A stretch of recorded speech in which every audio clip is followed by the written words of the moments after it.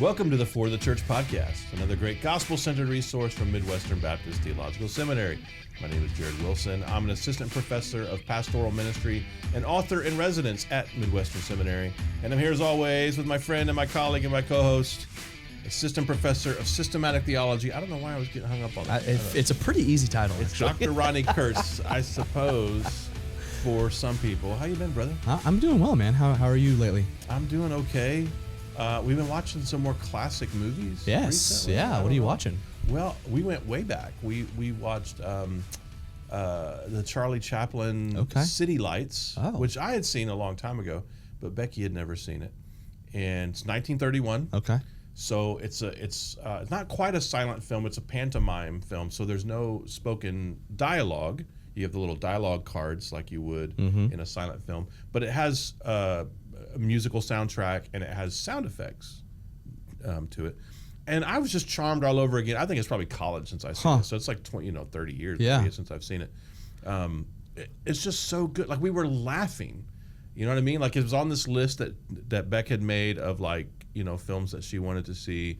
And there's quite a few classics on there. And I was like, well, let's just start with that one. And we pulled it up. And I mean, we just, the orchestration, the choreography of these comedic scenes, the boxing scene in particular. Have you No, I've never seen it. No. The boxing scene is just hysterical, and it's just him acting out things, and you see why Charlie Chaplin was Charlie Chaplin. Yes, yeah, just a genius. Yeah, but there's a beautiful story in it too, because it's he's trying to raise money for an operation that will heal this blind girl's blindness. There's a doctor in Austria that can make the blind see. I guess they don't explain any of that, but he's raising money so she can have this operation because he's in love with the blind girl. And there's this whole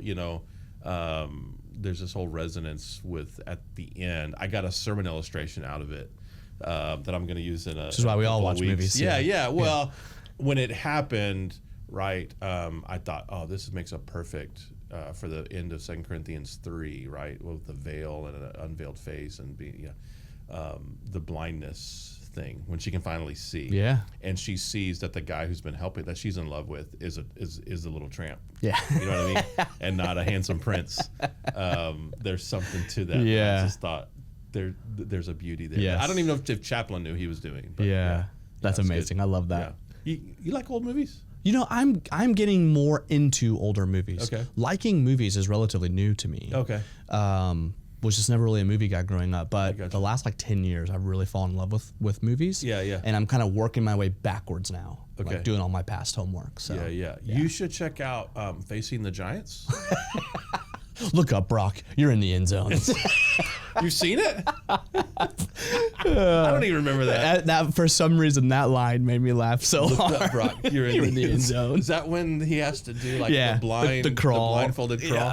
Oh my word! Yeah. It's like a line that I pull out of my back pocket all the time with my friends. Russ made me watch that. Wow! We did the movie swap. See, you and I can't do movie swap. Yeah, we've had similar tastes. Yeah, that's true. But we can do the film club. So yes. We'll do one of those. This is like a small teaser for the FTC Film Club. FTC Film Club. If you have suggestions, if any of our listeners have suggestions for movies for the FTC Film Club, let us know. You can even send it to mailbag@ftc.co. So far, we've only done one. We've only done one, and what we're looking for is a well-made, right? So not a Christian movie that you and your grandma really enjoyed that you got at the Red Box, but a well-made, sort of artful, maybe, or just thoughtful film. And it doesn't have to be a Christian film, but a film that has Christian sort of themes to it or has a spirituality angle to it, and of course it needs to be something that doesn't have objectionable content, so that we can talk about it on our podcast. So let us know. That's good. We're not talking about films today. No. I guess we could. We're talking about love. Hey, it's Valentine's week. Come on. Does that mean anything in the Kurtz household? My dad's birthday is Valentine's Day. Okay. And so my whole life I've always associated Valentine's Day with my dad. So just a love of my dad, I have a deep love of my dad. The Lord gave me an incredible dad. Yeah. But you and your beloved, and a deep love of my wife. So do you like do anything special for Valentine's Day? We always do something, but we don't. I don't feel like we have like a deep-seated tradition for Valentine's Day. Yeah. We don't do you guys? Okay. No, we don't have a tradition, but it's a pretty I look forward to it. It's an important day. We try to take it. We're empty nesters now. We can do date night. You can do whatever you want. Yeah, it's just a Tuesday. Yeah, exactly. But yeah, it does something special. We'll probably do an overnight. We usually try to maybe go to the plaza or something and do an overnight. And it's usually Becky's birthday is February 21st, so it's usually the week. So it's almost like it's a special week. Yeah, kind of Valentine's it's like the start to birthday kind of thing. But I thought this could be a good opportunity for us to talk about love. Let's talk about love. What is love? Baby, don't hurt me. What's love got to do with it? I wrote a whole book on love. You did. I wrote a book called Love Me Anyway, and every chapter I had to come up with, and not just chapter, but the little subheadings within every chapter, all of those are song titles. I forgot that even the subtitles are, Jared. That was the hardest part of the book. I actually made a compilation. The internet is a great tool. Yeah. Every song that has love in the title, and I just went through all these titles and tried to find ones that were somewhat recognizable, but also worked for what I was writing about. So the main question then is, after writing the book, is, do you believe in a thing called love? That's one of the subtitles. We could do this all day, baby. Yeah. Love hurts. I mean, all of those songs. That's wild that you did. I know you did the chapters. I forgot. Love Comes to Town. I mean, I had everything on there. But I thought this would be a good opportunity to talk about. Love Me Anyway, by the way, is a stellar book. So if you haven't read it, listeners, go pick it up. They haven't read it. No one's read that. It's a good one. You've read it. Yeah, I did. I read it in one sitting. Oh, wow. And just enjoyed it. Yeah. Look, it's a light, frothy book. That's right. Or you're just like, I better just power through this. But this is weird to say. I love love. Yeah, me too. So I was hooked from the beginning, even at the concept. Okay. So there's some curmudgeons about love where it's like, oh, if this is a sappy love story, I don't care. Let's start there. Who's curmudgeonly about love and why? Sinners and sin. Okay. All right. No, I just think there is a, I don't know if you feel this, but there are people who poo-poo Valentine's Day. There are people. Yeah, know what I mean? Yeah, there are people who poo-poo Valentine's Day. Exactly. Stupid. Why would you do that? Yeah, you could love her any day. Married people, I'm like, come on, man. Yeah. Put some romance in your life. Exactly. Yeah, I love love, and I think it's like cynicism and skepticism are always going to have some kind of cultural coolness. Okay. And there could be like a cynicism around love, like, oh my gosh, you're just being over the top. And I'm like, no, I love love. It's an amazing thing to love, Yeah.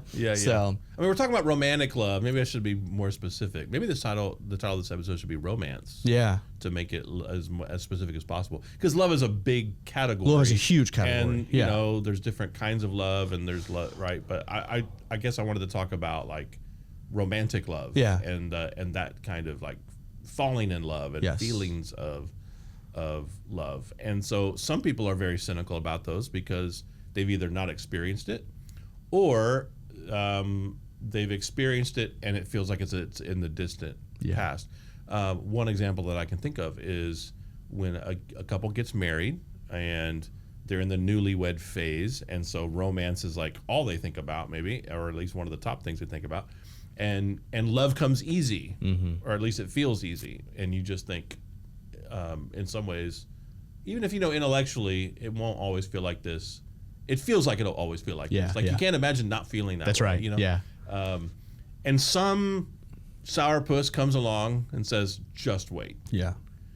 And just pours cold water all over the thing. Yeah. And I know what they're trying to do, at least what some of them are trying to do. I guess some are trying to be a buzzkill, but most people are trying to prepare you for when the newlywed phase is over.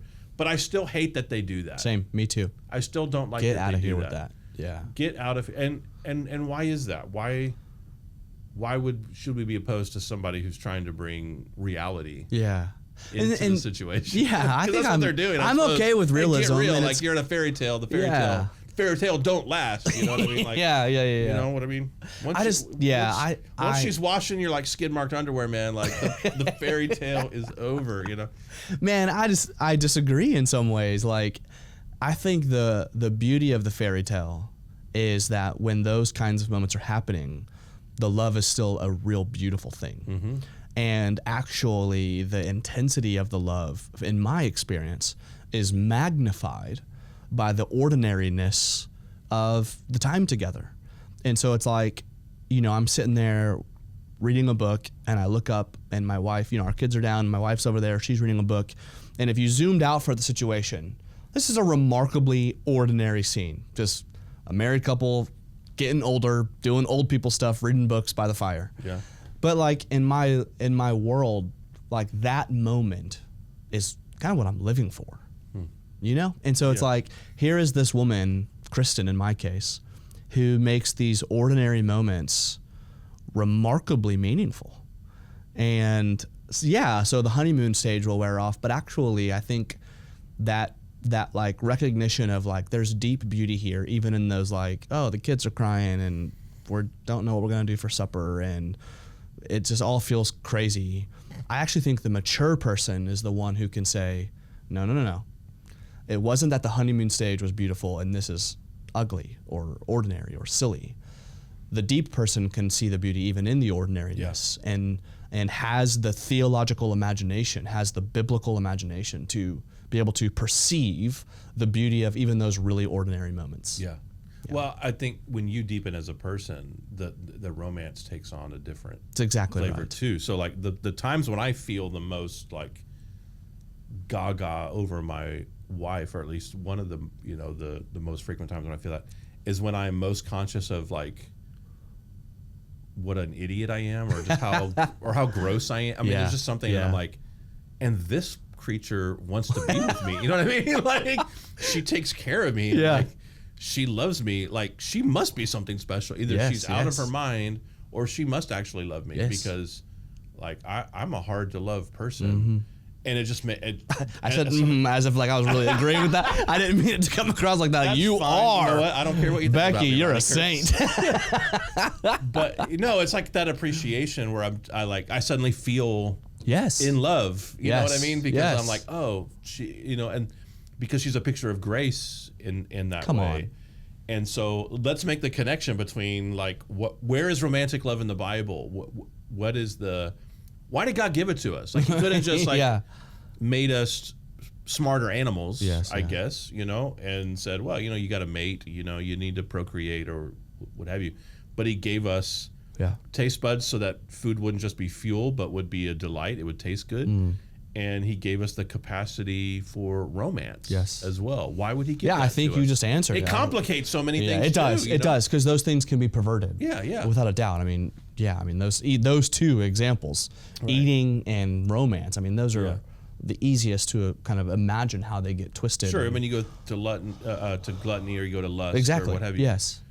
Yeah. So, but there's got to be a purpose in yes, them too. But the beauty of when they're aligned, acting right, properly, when they're rightly ordered, it's just, I mean, it's hard to think of another word other than like enraptured. Like you're so overwhelmed by those moments when your passions are taking over in a good way, if we can talk about passions in a good way, towards your significant other, and you're just like, I cannot believe it's you.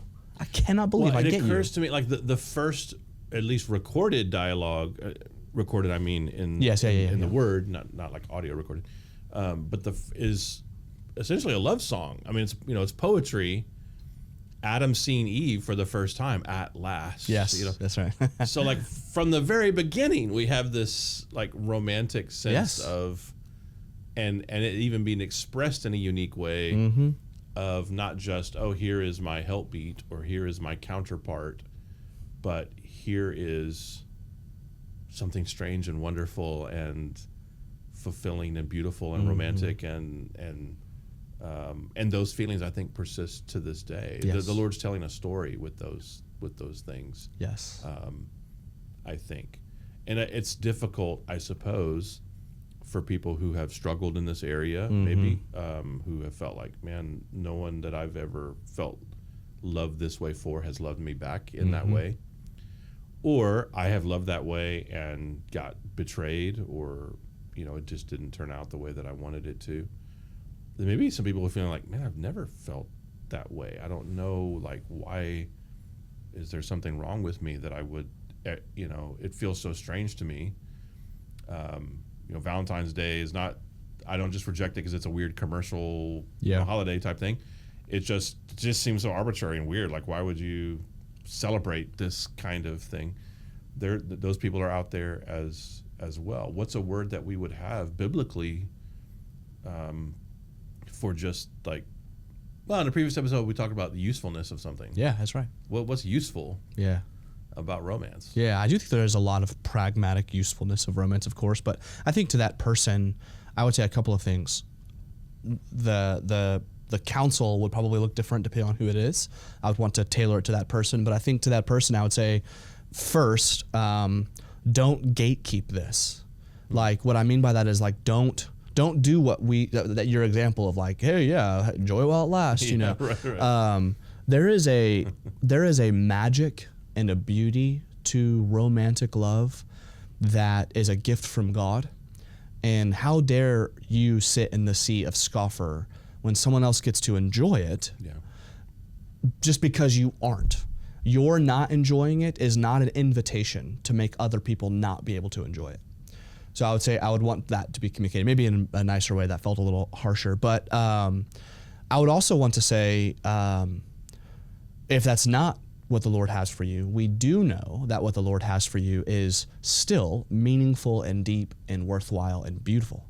And so whether that's waiting for that when you do get to experience that, or maybe that's not your story and you go a different direction, that doesn't mean that story is not meaningful and beautiful and deep in its own right.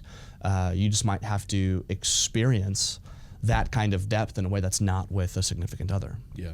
Yeah. What would you say? Anything you'd add to that? Well, I just would point to like the biblical storyline of the Lord wooing his people, the Lord wanting to I will romance you out of the desert, out of the wilderness, and just the picture even of Christ and his bride, and the whole idea of like the story beginning with a wedding and ending with a wedding, like those pictures tell us that there's something that the Lord is doing with it that is bigger even just than our feelings and romantic gestures. But all of those things I think are like little signposts and ways I think that the Lord gives us capacity to enjoy it, to resonate with it. I think it's almost like a pre-evangelism for folks, so that the storyline of Christ and his bride makes an emotional sense as much as a literal or spiritual sense to us as well. It's like, that I have categories for that. Even something like the Song of Solomon, right? I mean, you can just read it as a bare marriage poetry, but to see it from the Christological angle as well, I think it's playing on both levels. But to see it that way is like, oh, so there's something, this has been given to us to help us love Jesus more as well, and to see Jesus better. I think in that sense, it just makes it almost like it makes it a sin to be anti-romance, to be so cynical about romance. And the if you were to like even extrapolate from like the romantic love into like a theological understanding of love, and that's too big, we can't do that in an episode. But there's just like a couple of ideas that I like to put forward in terms of like, think about how big of a part it plays in this story. Just two biblical passages. 1 John 4:7, God is love, right? Yeah. What does that even mean, first of all? I mean, that is so wild. It's not that he has it, it's that he is it, right? So that I tell my students all the time, as a systematic theologian, if theology is the practice of contemplating God and everything in relation to God, and it makes you a jerk, you're doing it wrong, because the one we're contemplating doesn't merely have love, he is love. So that if it's him that's being brought into focus by theology, you will be more loving. You just can't. You can't be a hater of love and a beholder of this God. That's not possible. The second one, so you have God is love, whatever that means. The second one is the law will be fulfilled in this: love the Lord and love God and love your neighbor. That is, Galatians 5, you have all of the fruit of the Spirit, the vices of the flesh, and if you want it all summed up, it's basically this: love your neighbor, and that's how you'll fulfill the law. Like, we now have like the ontological, to use a fancy term, like the personal being of God being described as love, and our chief verb being assigned love. So I'm like, this is a much bigger part of the Christian story than I think we realize. And our being able to, even in a small way, participate in that notion of love through romantic love is a profound gift. And it's why I think if you have the biblical theological imagination to see what love is doing in the unfolding of God's story, it gives you the perspective of finding meaning in the ordinary, of like, even when everything feels off, and I mean that, when everything feels off and you're like, what are we gonna do? Even in those moments, participating in love is a profound gift. And I just think it's easy to miss that, you know? The second profound gift that I love about love, if I can say it that way, is, I know we resonate with this, but there can be an inward critic in my own life. I'll just speak for myself of, it's really easy for me to believe the gospel on behalf of other people. It's much harder for me to believe the gospel for myself. And I can convince my inward life that I have tricked everyone, that I'm really just a showman who is performing and who has the lines figured out pretty well, so that my wife, as you know, Luther called his wife his nearest neighbor. My wife is my nearest neighbor, the one who sees a lot of the stuff that other people don't get to see. When I'm having those moments of like, could this be true for me for real? Like, could God actually love me? Did he actually do something in my heart? Am I actually redeemed and regenerate? And all of these questions that come about in really inconvenient hours of the night. There's something about, like, no offense to you, Jared, but like as a friend, when you tell me the gospel, it's really meaningful. But when my wife tells me the gospel, it's from the vantage point of someone who has seen a lot. Yeah. And when she says, hey, Ronnie, I know you, I see you, it's clear to me the gospel is active in your life. There is a power of hearing the gospel from the lips of your spouse that's hard to explain. Yeah. Because she knows me, you know. Yeah.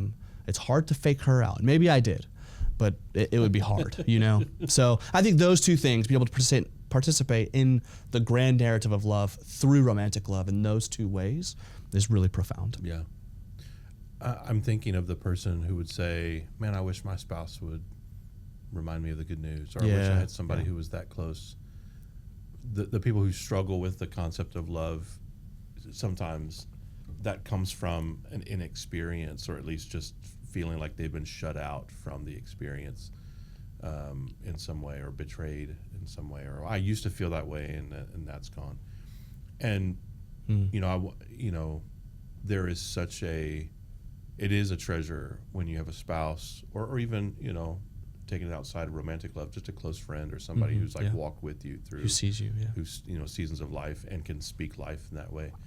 But when you maybe you're in a season, or you just don't have the relational, connections, or the relational opportunity to experience that, when all you have is the word of Christ, you know, and I've been there myself, having to trust his word for me. And that was transformative in the most important way. I remember, so when I was writing "Love Me Anyway," I was really intent on kind of looking at the question: did the disciples know that Jesus loved them? And I think we assume yes, but I wanted to see, like, where would that be recorded, or where would that be gathered?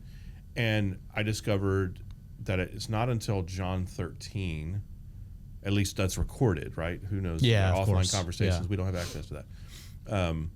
There's, Jesus talks about God's love and all kinds of things like that, and about loving your neighbor, but in terms of like, hey guys, I love you. Like, when does that happen? When do they experience that? And it's as close as I can tell, and maybe I missed something, but I looked pretty closely. It's in the scene at the washing of the feet, which begins, John 13:1 begins, where John says, having loved his own who were in the world, he loved them to the end. And in that passage, Jesus references them, or he references his love. He speaks his love to them. And, that may not have been the first time that he ever said that, but I just thought, okay, the comparison or the connection between the expression of love and this picture of service, I think it's even a foreshadow of what he's preparing them for, his death, that he would, he sets aside his kind of outer, garment there. He takes in order to wrap the towel and everything. Even that is almost like a picture of, laying down his life, setting aside. Mm-hmm. I think there's a connection there. It's the same word usage. That sacrifice that he's preparing them for, to let them know that this is what love looks like. That it is sacrificial, it's self-giving, it is stooping. When Jesus does it, there's no record in Greco-Roman or Jewish history of a superior washing the feet of an inferior, except for John chapter 13. It's a task even like Jewish slaves were considered too good for, to wash somebody's feet, and Jesus is telling them, wash each other's feet. Yeah. And there's a whole exchange with Peter, where it's like, you'll never wash my feet. Yeah. But there's just something about the picture of love there. It's not romantic love, but in a sense, it is Christ for his bride, right? But the fraternal love, the sacrificial love, the agape that's being shown there is our connection into what even romantic love should look like. It's not just about feeling good; it's about doing good. It's about laying our life down for someone else. And I think that's the way in to not being a cynic about this thing. That's a good word. It's our way into not being a pessimist, because love is bigger than we think it is. Yeah, that's a good word. Even if you're just buying those little sweethearts, candies, and it's a little arrow. Yeah, pointing to something bigger and deeper and truer. That's right. Yeah. I hope this was helpful. I just want to give one word of advice, if I can. Yeah. Dudes, if you're listening to this Come on the Wednesday or Thursday, I think Valentine's Day this year is on Saturday. You've got a few days. Come on, you got it. You may think, my wife doesn't care about that. And she's even told me, who cares? Yeah. Do it because you love her. Get some flowers, box of chocolates, something. I don't know. Show her that you love her. Show her that your love for her is not contingent on whether she feels happy about Valentine's Day or not, but you just want to do something kind for her, to serve her, and do something kind for us. Hey, sir, show your love for us. Send some box of chocolates this way. That's what I meant. Box of chocolates is fine, but a review would be great. We actually have not had any new reviews since October of last year. All right. When the previous co-host was here, he was very good about twisting arms and giving guilt trips. We're not really big on that. No. I was not big on that. Sorry, man, I can't do that. That means people are slacking now. Yeah. If you're listening without leaving a review, you're a freeloader, and I just want you to do us a solid and go on Apple Podcasts, Spotify, YouTube, wherever you listen to or watch your favorite podcast, and give us a good review. And until next time, may Jesus be big in your church.